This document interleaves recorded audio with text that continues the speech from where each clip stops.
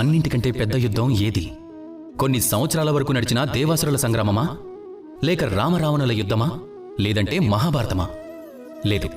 ప్రపంచంలో అన్నింటికంటే పెద్ద యుద్ధం ఏదంటే స్వయంతో పోరాటం. మన మనసుతో పోరాటం చేయటం, మనసు లోపల పోరాటం చేయటం. ఇదే అన్నింటికంటే పెద్ద యుద్ధం. ఇప్పుడు మీరే చూడండి, మీకు అందరికంటే పెద్ద శత్రువు మీ యొక్క స్వార్థం, మీ కోరికలు, మీ యొక్క అహంకారం. ఇవే మిమ్మల్ని నష్టపరిచేవి.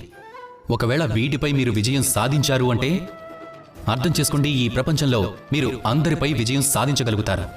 ప్రపంచంలో ఎవ్వరూ కూడా మిమ్మల్ని ఓడించలేరు. కానీ దీనికోసం అవసరమైనది భావన, ప్రేమ అనే భావన, అలానే ప్రేరేపించే భావన.